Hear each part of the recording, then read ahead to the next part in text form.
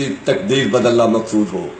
یہ ایک ناقابل تردید حقیقت ہے کہ اگر شہید پاکستان حکیم محمد سعید نہ ہوتے تو آج پاکستان کے اندر طب کا وجود ختم ہو چکا ہوتا۔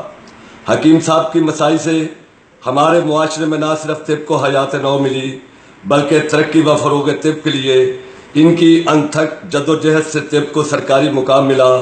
WHO نے طب کو تسلیم کیا اور طب علمی و عالمی سطح پر موضوع فکر و تحقیق قرار پائی۔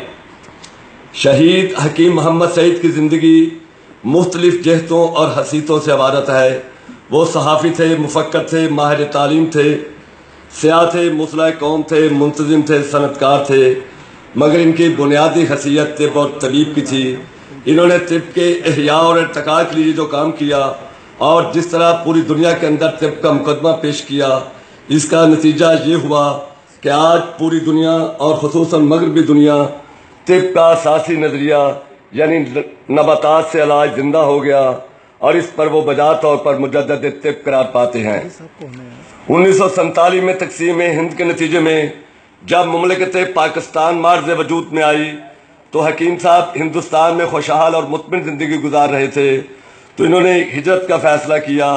اس حوالے سے خود ان کا کہنا ہے کہ انہوں نے یہ ہجرت اس لیے کی کہ وہ چاہتے تھے کہ نوزائیدہ مملکت اسلامی پاکستان کی تعمیر میں اپنا کردار ادا کریں اور وہ مزاجاً ہندوستانی حکومت کے وفادار نہیں رہ سکتے تھے۔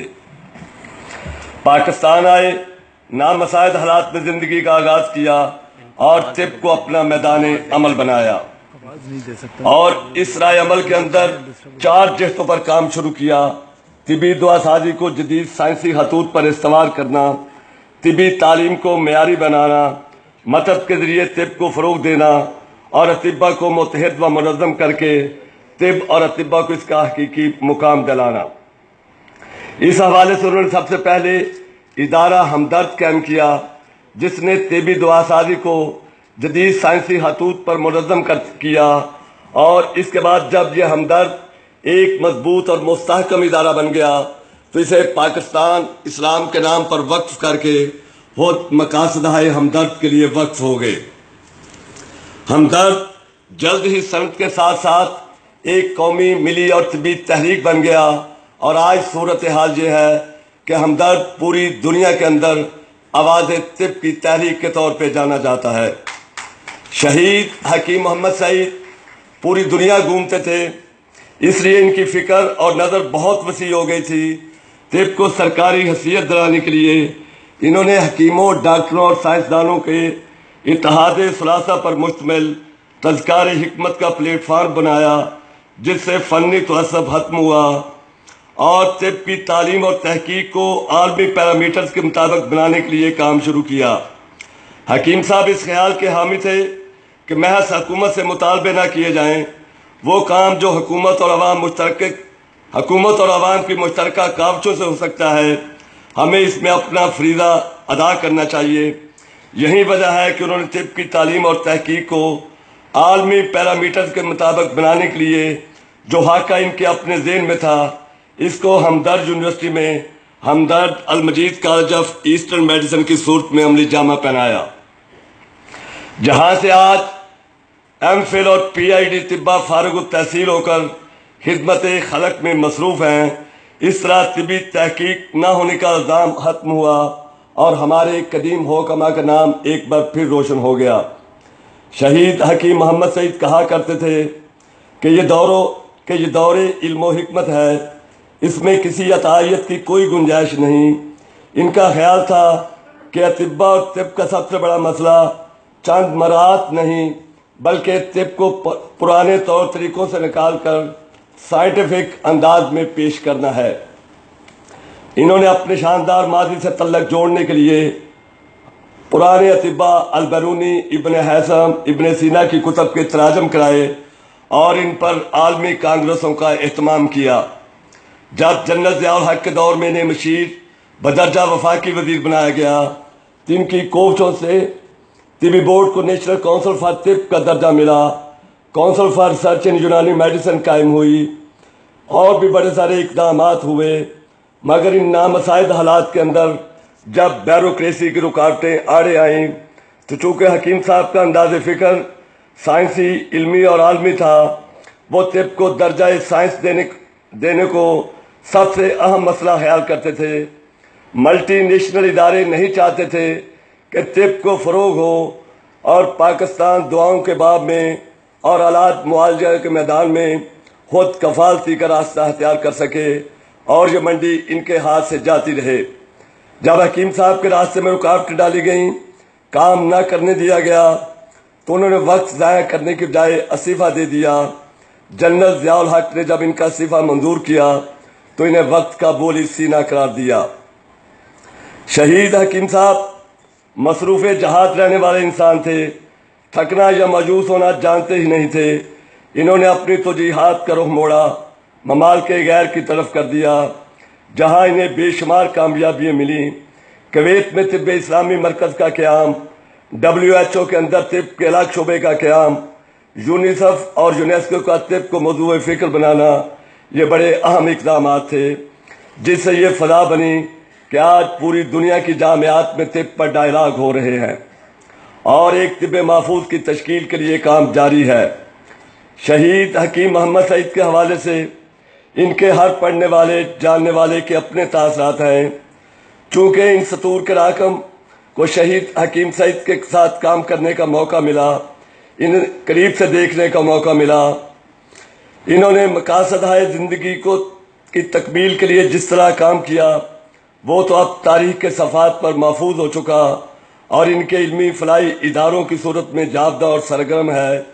سچی بات تو یہ ہے کہ ان کے ساتھ رہ کر حسن و ظن بڑھا، ورنہ عموماً قربتیں حسن و ظن ختم کر دیتی ہیں۔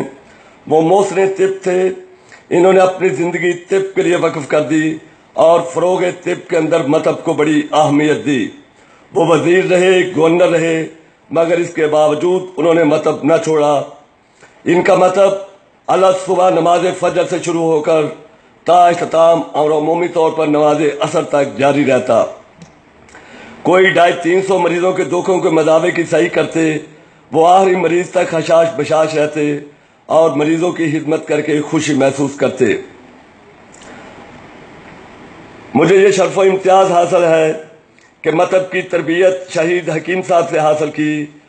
ہم نے دیکھا کہ وہ ہر کام پابندی وقت اور منصوبہ بندی سے کرتے، کوئی اجلاس ہوتا تو صرف متعلقہ موضوع پر بات کرتے۔ ان کی بے شمار مصروفیات تھیں مگر ہر کام کے لیے اوقات متعین کر رکھے تھے۔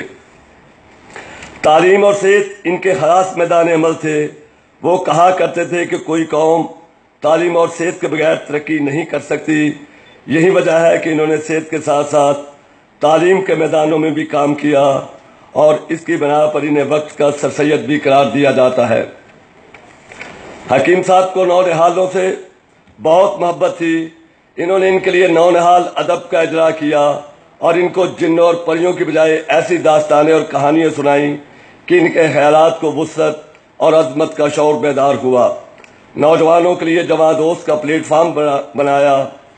حقیقت یہی ہے کہ وہ تعلیم اور صحت کے میدانوں میں پھیلے اندھیروں کو ختم کرنے کے لیے ہمتاً مصروف رہے۔ تعمیر پاکستان ان کی زندگی کا عنوان ہے۔ ان کا نعرہ تھا، پاکستان سے محبت کرو، پاکستان کی تعمیر کرو۔ تعمیر پاکستان کے لیے ان کی بے شمار علمی تحریک شروع ہوئیں، جن میں سپاہ صحت، سپاہ اخلاق، آواز اخلاق، 27 رمضان یوم قیام پاکستان، علم و عالم کی قدردانی، لائبریریوں کا فروغ، شورائے ہمدرد، قرآن اور سیرت کانگریسوں کا اجرا، طب و صحت پر اور مشاہیر پر عالمی سیمینار۔ حکیم صاحب اپنے عزم و عمل سے تاریخ کے صفحات پر لافانی نقوش رقم کر گئے۔ ان کی شخصیت ایسی تھی کہ صرف ایک پہلو سے نظارہ نہیں کیا جا سکتا۔ ان پر لکھنے اور بولنے کے لیے ان کے فکر و نظر میں غوطہ زن ہونا ضروری ہے، ان کی زندگی کا جائزہ لینا ضروری ہے۔ حکیم صاحب کی ساری زندگی جہد مسلسل کی داستان ہے۔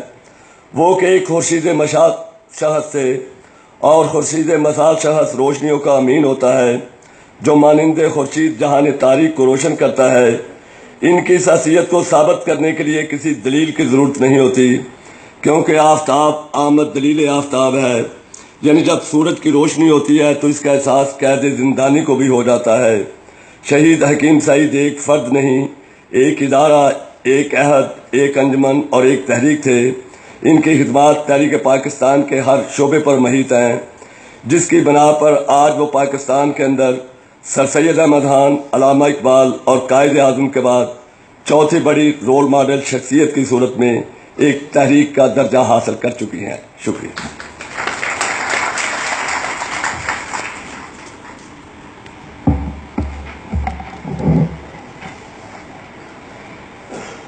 بہت مؤدبانہ درخواست، اختصار کی درخواست کہ 4 سے 5 منٹ میں اپنی گفتگو